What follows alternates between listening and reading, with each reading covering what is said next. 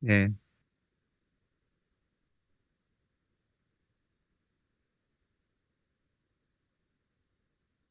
오늘은 어버이 주일이기 때문에 예, 조금 특별한 말씀을 준비했습니다. 어, 오늘은 전도서 말씀이죠. 전도서는 어, 일반인들에게도 상당히 많이 알려져 있는 말씀이죠. 전도서. 네. 인생을 살아가는 지혜를 알려주는 책이죠. 전도서라고 하면. 보통 전도서 그러면 어떤 말씀이 떠오르십니까? 전도서 그러면 예, 헛되고 헛되니 모든 것이 헛되다고 한 그 이제 유명한 전도서의 주제가 여러분 떠오르시죠? 이 전도서의 저자, 물론 성령님이 저자이신데 그 이제 인간 저자, 그 저자는 자신을 전도자라고 소개를 합니다. teacher라고도 번역할 수 있고 preacher라고도 번역할 수 있는데 문자 그대로 전도하는 사람이죠. 전도자로 자신을 소개하면서 인생의 여러 지혜를 우리에게 전달해 줍니다. 네, 수사법이 참 독특해요. 여러 가지 수사법을 통해서 시적인 표현을 쓰기도 하고 또 뭐 은유법을 쓰기도 하고 그러면서 인생에 관한 여러 가지 지혜를 우리에게 알려줍니다. 네, 이 책의 뒷부분에 보시면 뒤에 가시면 특이한 말씀 하나가 있습니다. 이것이 오늘 우리가 읽은 이제 본문인데 1절입니다. 자, 1절 다시 한번 1절을 한번 읽어볼까요? 같이 시작. 여러 날 후에 도로 찾으리라. 자, 도대체 이게 무슨 얘기일까요? 이걸 문자 그대로 받아들이면 이제 떡은 이제 빵이니까 빵을 물 위에 던져라. 이게 무슨 일을 하라 그러는지 잘 이해가 안 가죠. 그렇죠. 도대체 왜 빵을 물에다가 던지라고 하는가? 그러니까 문자적으로 그대로 해석하면 이건 답이 안 나오는 거죠. 다른 뜻이 여기 있는 겁니다. 좀 더 어떤 비유적인, 뭐 풍유적인 그런 뜻이 있다는 거죠. 어, 그래서 오늘 본문 이제 1절부터 6절까지 쭉 전체를 살펴보면 빵을 물에 던지라는 것은 사실 알고 보면 투자하라는 얘기입니다. 투자. 투자에 관한 얘기를 하고 있어요. 2절과 4절과 6절에서도 투자에 관한 얘기를 합니다. 예. 이제 이 투자가 무엇인지 조금 더 깊이 들어가 보겠습니다. 그 세번역 성경을 보면 이걸 좀 2절인데 의역을 했습니다. 이 부분을. 그래서 어, 뭐라고 되어 있죠? 이 세상에서 내가 무슨 재난을 만날지 모르니 투자할 때는 일곱이나 여덟로 나누어 해라. 예. 이제 투자라고 번역을 이제 했죠. 여기서도. 네, 영어 속담에 보시면 그 don't put all your egg in one basket이라는 속담이 있습니다. 우리 청년들 들어봤어요, 혹시? 예. 뭐 옛날 속담일 수도 있습니다. 뭐 모를 수도 있는데 쉬운 말이죠. 그러니까 너의 달걀을 그 모두 한 바구니에다가 모두 다 담지는 말아라. 그 얘기입니다. 무슨 얘기입니까? 투자할 때 어떤 좋은 분야가 있다고 재산을 거기다가 다 몰아서 투자하지 말라는 얘기죠. 그럼 위험하니까 분산해서 나누어서 투자하라. 그런 속담이잖아요. 근데 지금 성경이 우리한테 무슨 투자를 안내하고 무슨 돈 버는 방법을 얘기해 주는 건 아닐 테고요. 그렇죠? 이제 표면적으로는 투자를 얘기하지만 뭔가 좀 더 깊은 게 있을 겁니다. 그게 뭔지 한번 찾아보겠습니다. 계속 투자 얘기를 하고 있는데요. 4절로 가보면 4절은 농사에 관한 얘기를 해요. 자, 뭐라고 얘기합니까? 풍세, 그러니까 바람의 모양을 살펴보는 자는 파종하지 못할 거라 그랬습니다.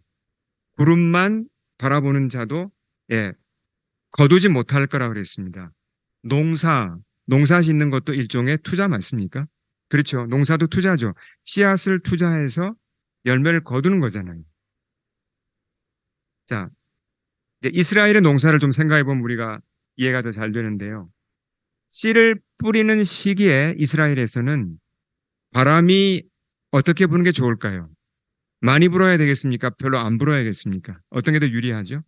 바람이 거의 안 불어야 됩니다. 바람이 세게 불면 씨가 다 날아가 버리고 예, 뿌려놓은 것도 다 날아가 버리니까 농부는 바람이 없는 날을 골라서 씨를 뿌리려고 합니다. 근데 계속 기다릴 수는 있나요? 바람이 잦아들기를 계속 기다리다 보면 파종하는 시기를 놓치면 이게 낭패입니다. 농사를 망칠 수가 있죠. 추수도 마찬가지입니다. 추수할 때는 뭐가 문제가 되죠? 비가 와야 됩니까? 안 와야 됩니까? 추수할 때는 비가 오면 안 됩니다. 예, 추수 중에 비가 오면 곡식이 젖게 되고 그러면 이게 상하게 되죠. 그러니까 농부는 추수 시기를 보다가 비가 안 올 것 같은 때에 추수를 시작해야 됩니다. 근데 그렇다고 또 계속 좋은 날씨만 기다리면 한정없이 기다릴 수는 없죠. 추수 시기를 놓치면 농사를 또 망칠 수가 있습니다. 그러니까 자, 농사라는 것도 투자인데 이 투자를 하는데 항상 위험 부담은 따른다는 겁니다. 그렇죠? 예. 그러니까 모험을 해야 된다는 얘기죠. 농사를 짓기 위해서도 일종의 모험을 해야 됩니다. 100% 안전하게 할 수는 없죠. 예. 농사가 투자이고 모험이라는 사실은 6절에서 더 잘 나타납니다. 6절은 우리 같이 한번 읽어보겠습니다. 시작. 너는 아침에 씨를 뿌리고 저녁에도 손을 놓지 말라. 이것이 잘 될는지 저것이 잘 될는지 혹 둘이 다 잘 될는지 알지 못함이니라. 오늘날은 농사가 뭐 이제 여러 가지 장비가 많이 발달됐지만 고대 이스라엘에서는 농사가 잘 되려면 비가 어떻게 되죠? 비가 얼마나 오느냐에 따라 달린 겁니다. 그러니까 비가 제대로 잘 와줘야 농사가 잘 되는 겁니다. 근데 그 해 비가 제대로 안 오면, 그러니까 가뭄이 들어버리면 아무리 열심히 농사를 지어도 예, 소득은 확 줄어들거나 뭐 거의 없는 거죠. 그러면 좀 비관적으로 생각하면 어떻습니까? 올해 날씨를 모르니까 이거 뿌렸다가 씨를 뿌렸다가 비가 안 와서 다 그 씨까지 날리면 어떡하지? 그런 걸 너무 심하게 계산하면 어떻게 됩니까? 씨를 뿌릴 수 있습니까? 못 뿌리죠. 그렇게 되면 아예 농사를 못 짓게 되는 거고 이 사람은 더 어려움에 처하는 것입니다. 그러니까 확실하진 않아도 모험을 해서 씨를 뿌려야죠. 그 얘기를 하고 있는 겁니다. 예, 모험을 해서 투자해야 된다. 자, 인생살이가 사실 보면 농사 하나를 얘기했지만 인생살이라는 것이 앞을 다 우리가 예측할 수 있는 게 아니잖아요. 오늘날은 뭐 상당히 여러 가지로 뭐 미래를 예측하지만 앞날을 모르죠. 그러니까 여러 가지에서 우리는 투자를 하며 살아갑니다. 그렇잖아요. 인생을 투자하는데 불확실한 게 많습니다. 예. 위험 부담이 많아요. 그렇지만 용기를 내어 투자해야 되고 예, 모험을 해야 할 수밖에 없죠. 그게 인생입니다. 자, 이제 투자 얘기를 하고 있었는데 여기까지만 얘기하면 제가 무슨 투자 설명회 하고 끝내는 게 되죠. 그럼 이건 성경 얘기가 아닙니다. 조금 더 깊이 들어가 봐야 되죠. 1절이 이런 물질적인 재정적인 투자만 얘기하는 게 아니란 얘기죠. 어떤 투자를 또 얘기하고 있을까요? 학자들은 여기서 이 말씀을 구제로 해석을 합니다. 구제. 너의 빵을 물 위에 던져라는 말씀을 예, 너의 빵을 가난한 사람들에게 나누어 주어라. 이렇게 해석을 합니다. 말이 되죠. 예. 근데 그 다음 약속이 약간 좀 애매해요. 그렇게 구제하면 뭐라고 약속합니까? 여러 날 후에 도로 찾으리라. 이건 보상이 따라오고 뭔가 열매가 맺힌다는 얘기입니다. 근데 실제로 구제하는 게 뭐 열매로 돌아오는 게 있습니까? 물론 마음이 좀 편할 수 있고 뭐 그렇지만 구제한다는 게 열매로 돌아온다. 이게 좀 그렇게 확실하지는 않거든요. 그 당시 이스라엘 사람들은 대부분 서민들이었고 극히 일부 부자들을 제외하고는 빠듯하게 살았습니다. 근데 가난한 자들에게 구제한다는 게 쉽지는 않죠. 한두 번은 줄 수 있지만 이걸 지속적으로 구제한다는 건 굉장히 어려운 얘기입니다. 예.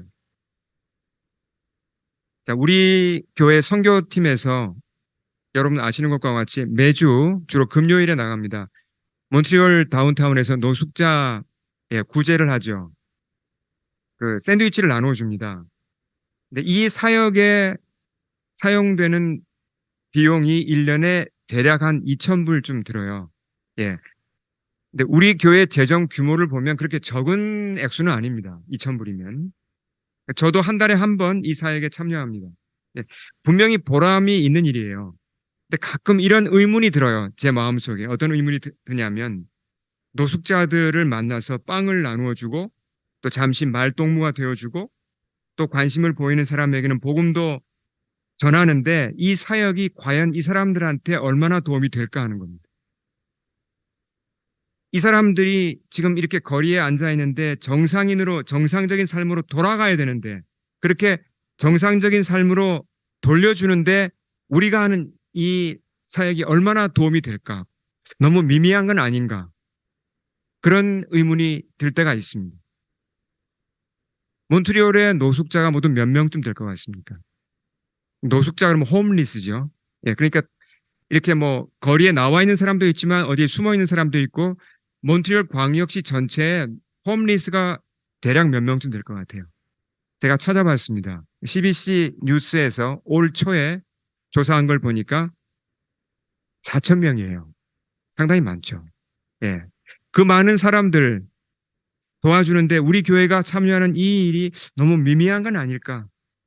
이게 좀 그냥 우리가 하는 게 그냥 다 물 위에다가 빵을 던지는 그런 흩어져 버리는 일이 아닐까? 그런 생각이 들 때가 있었습니다. 물론 그 자체가 귀한 일이라고는 할 수 있지만 그렇게 열매가 있어 보이진 않는 거죠. 예. 물에다가 빵을 던지면 어떻습니까?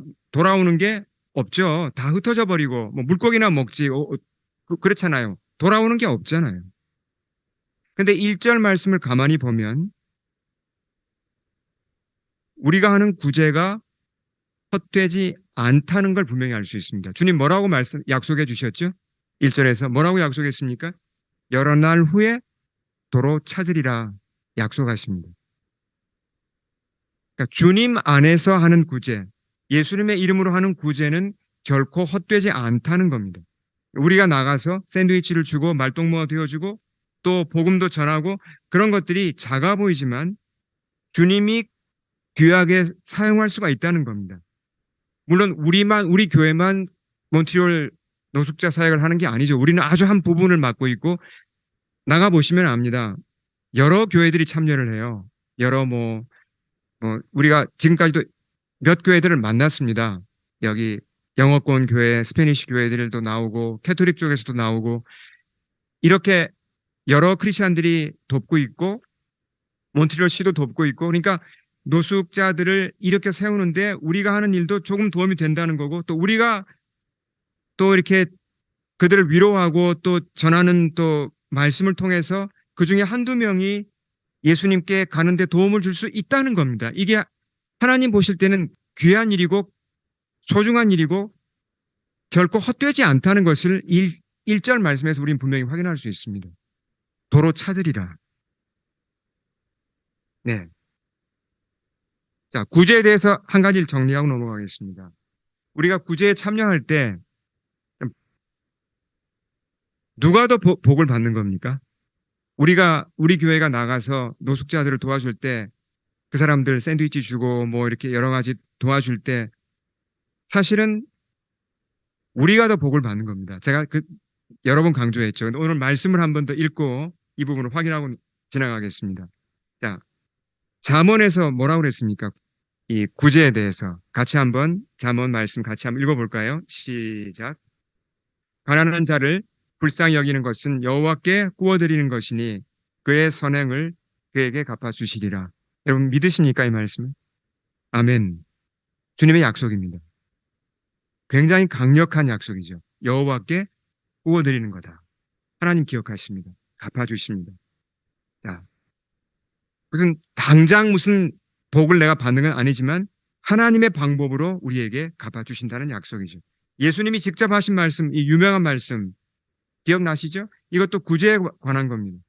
누구든지 제자의 이름으로 그러니까 예수님 안에서 어떤 작은 자에게 냉수 한 그릇이라도 주면 결단코 상을 잃지 않을 거라고 주님이 약속하십니다.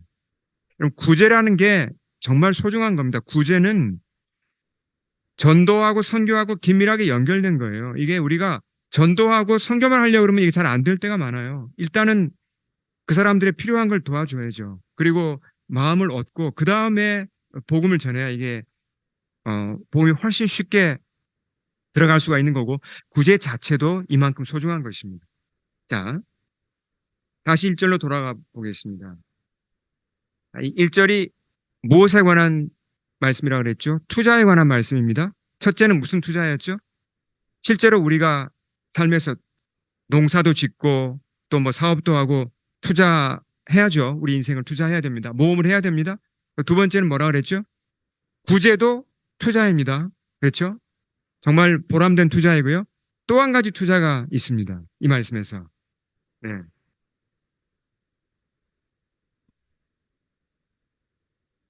그 투자가 이제 문맥을 보면 나오는 것인데 이건 양육입니다. 사람을 양육하는 거예요. 사람을 양육하는 것도 투자 맞습니까? 그렇죠. 미래를 위한 투자이고 한 사람을 위한 투자이고 정말 소중한 투자이죠. 한 생명이 어머니 뱃속에서 잉태되면 양육은 그때부터 시작이 되는 거죠. 뭐 9달 정도 엄마가 참 고생하면서 그 아이의 그 태중의 생명을 키웁니다. 네, 고난을 견뎌야 합니다.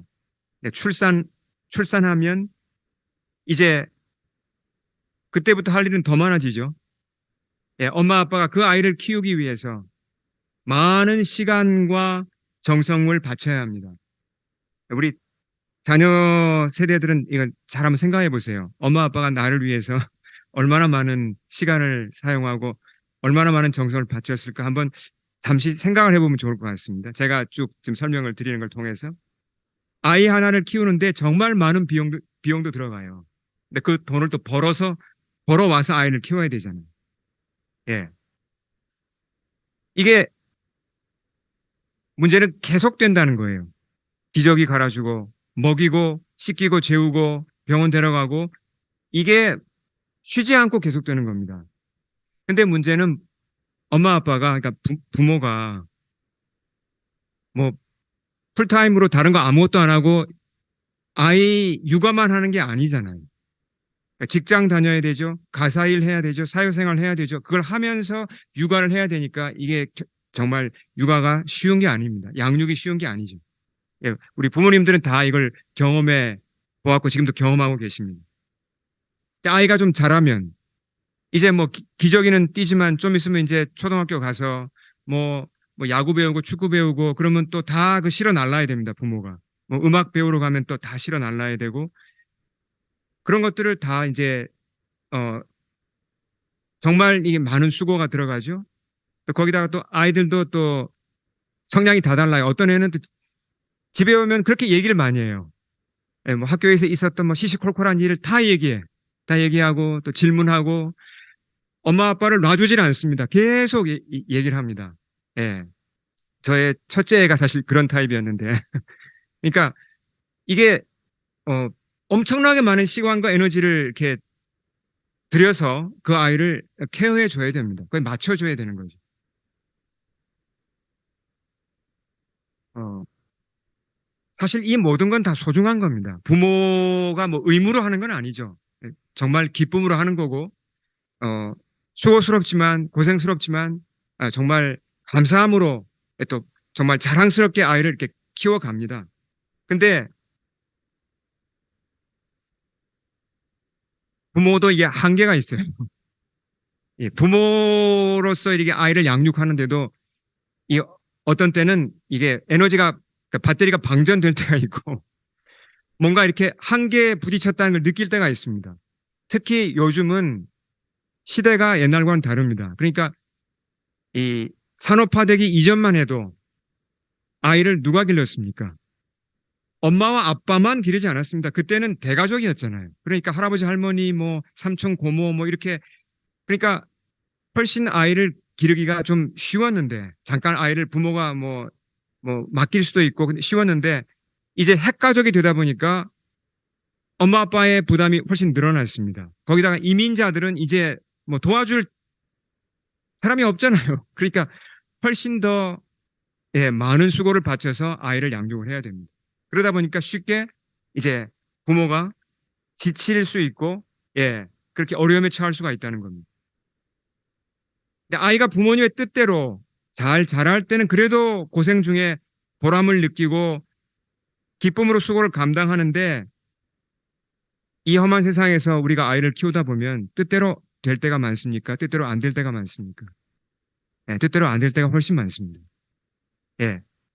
아이들이 자라다 보면 다 자아가 생기고 그러니까 여러 가지 문제도 생기고 어려움에 부딪히게 됩니다. 아이의 성적이 심하게 떨어질 수도 있고 사춘기가 되어서 아이가 부모에게 마음을 닫고 거리를 두는 수도 있고 심한 경우에는 좀 안 좋은 친구들하고 어울리면서 아이가 완전 탈선하는 경우도 있죠. 뭐 마약을 하고 뭐 이런 식으로 큰 문제에 빠질 수도 있습니다. 이민자들의 경우는 특히 아이가 이 캐나다 문화에 이제 젖다 보면 나중에는 이 자녀하고 부모가 소통이 잘 안 돼요. 기본적인 걸 하는데 언어에 문제가 생기잖아요. 우리가 잘 알고 있는 사실입니다. 이런 어려움에 부딪히면 이제 부모로서 드는 생각이 뭐냐면 1절, 이 전반절 생각이 든다는 겁니다. 내가 아이를 양육하기 위해 이렇게 수고를 했는데 지금까지 내가 한 수고가 물 위에다가 빵을 던지는 거 아니었을까? 내가 한 수고 다 어디로 갔지? 다 떠내려가 버린 거 아닌가? 다 흩어져 버린 거 아닌가? 뭐가 남았지? 그런 마음 드신 적 있으시죠? 예. 내가 한 수고에 비해서 자녀들은 또 너무 그걸 몰라주는 것 같고 그럴 때는 참 1절 이 전반절 말씀이 너무 와닿아요. 이거 참 부모로서 내가 도리는 다 했지만 이거 나한테 돌아오는 건 뭐지? 별로 없네? 이런 생각이 든다는 겁니다. 근심하게 되고 낙심하게 되고 번민하게 된다는 거죠. 근데 1절 하반절까지 보셔야 돼요. 주님이 뭐라고 말씀하셨습니까? 여러 날 후에 도로 찾으리라. 자, 이게 무슨 약속입니까? 주님 안에서 부모가 자녀를 양육할 때 반드시 열매가 있다는 겁니다. 반드시. 예. 내가 바라는 형태의 열매가 아닐 수는 있습니다. 그러나 하나님이 합당한 열매를 주신다는 약속입니다. 예. 시간이 걸릴 수는 있어요. 여러 날 후에. 그러나 반드시 도로 찾는다는 말씀은 열매가 있다는 얘기입니다. 부모가 자녀 양육에서 거두는 열매는 다양합니다. 이게 이제 눈에 보이는 열매도 있고 또 눈에 보이지 않은 열매도 있습니다. 열매는 정말 다양합니다. 사람들이 인정하는 열매도 있지만 사람들이 별로 안 좋아하지만 하나님이 인정하는 열매도 있습니다. 정말 다양합니다. 두 가지 열매를 부모가 거두는 열매를 한번 예를 들어 보겠습니다. 먼저는 그 사람들이 좀 인정하기 쉽고 눈에 잘 띄는 열매죠. 수잔나 웨슬리라는 여성이 있었습니다.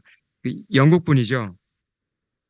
이분이 18세기 사람인데 그 당시 그 앵글리칸 처치, 그러니까 성공회 목사인 사무엘 웨슬리랑 결혼을 해서 가정을 이루었습니다. 근데 목회자 가정인데 그렇게 넉넉하지는 않았어요.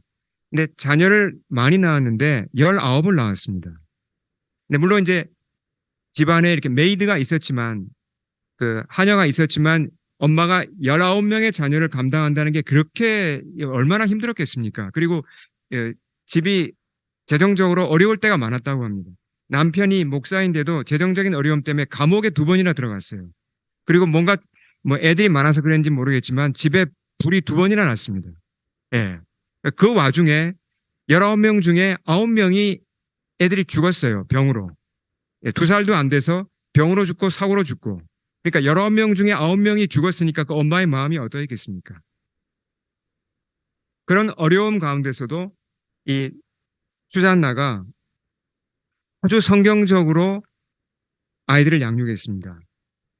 그러니까 그 아이들에게 빵을 먹이고 사랑을 먹이고 말씀을 먹이고 그렇게 키웠어요. 그 결과 그 19 중에 2명이 목회자가 되었고 그 유명한 요한 웨슬리 그리고 그 형제인 찰스 웨슬리가 이 가문에서 나왔습니다. 수잔나의 아들들이었죠.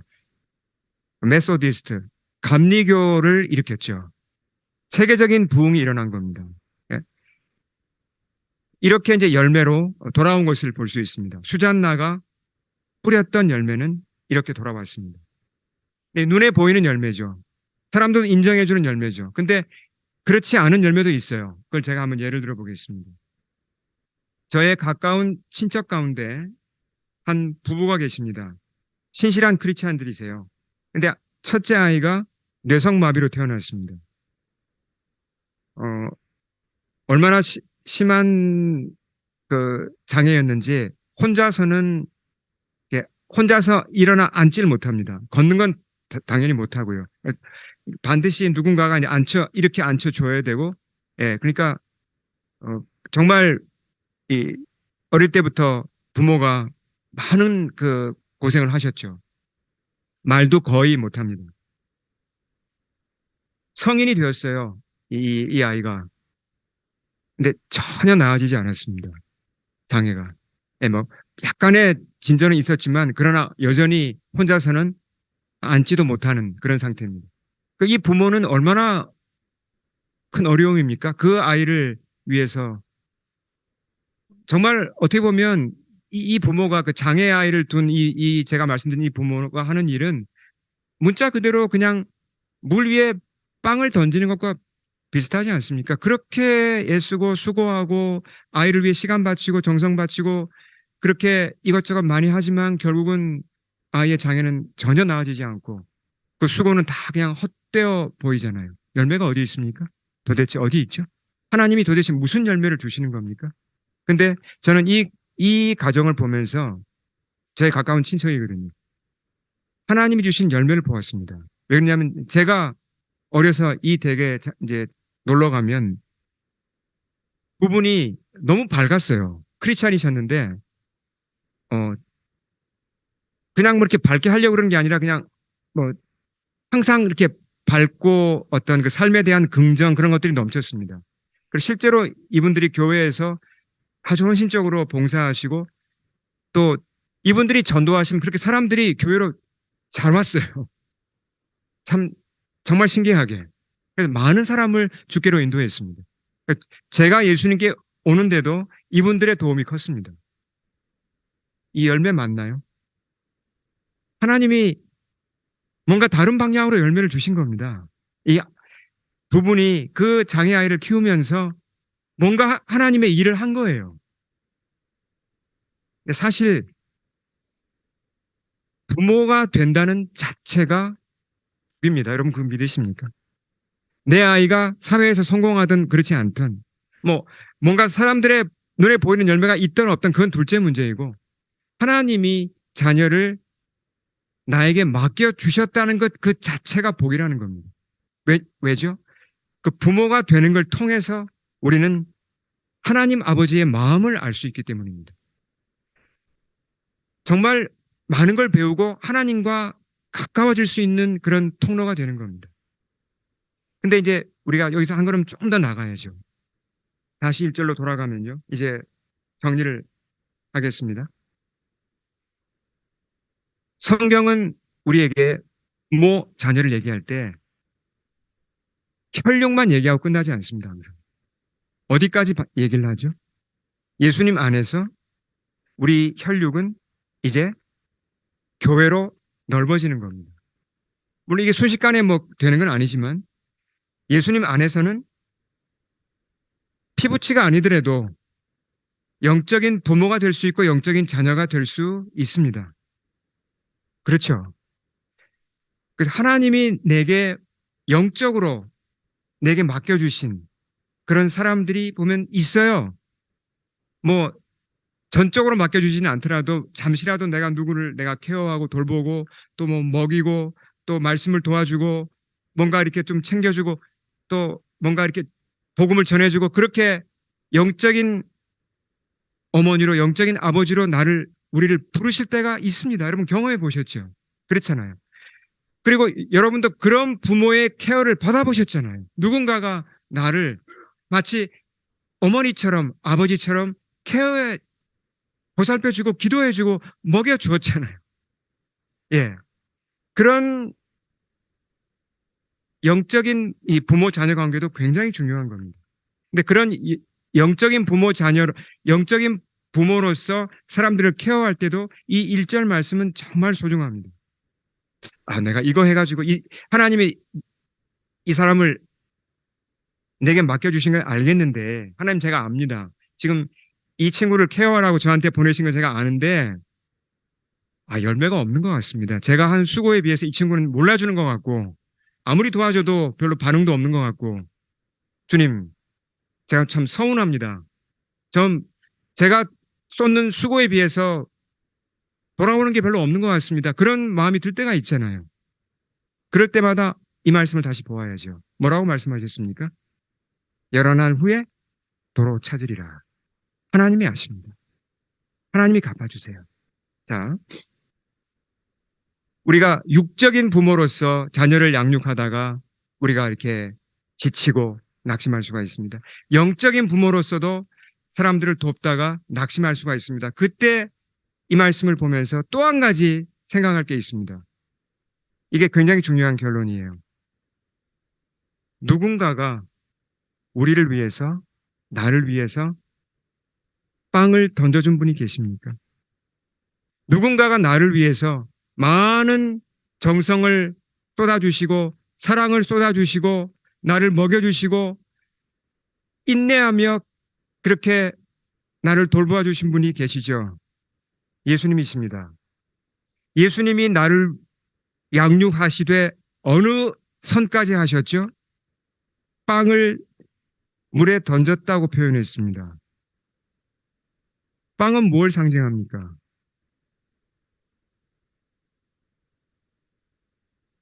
예수님이 직접 이런 말씀을 하셨습니다. 요한복음 6장에서 나는 하늘에서 내려온 살아있는 떡이니 빵이니 사람이 이 빵을 먹으면 영생하리라. 이 빵을 먹으면 영생하리라. 내가 줄 떡은 곧 세상의 생명을 위한 내 살이니라. 그랬습니다. 주님은 우리를 양육하시고자 우리를 살리고자 우리를 키우고자 무엇까지 내어주셨습니까? 무엇까지 내어 던지셨습니까? 당신의 몸까지 내어 던지셨습니다. 그래서 우리가 거듭나게 되었고 우리가 크리스찬이 되었고 주님의 자녀가 된 거죠. 이 사랑 덕분에요. 우리 함께 기도하겠습니다. 주님 앞에 머리 숙이겠습니다.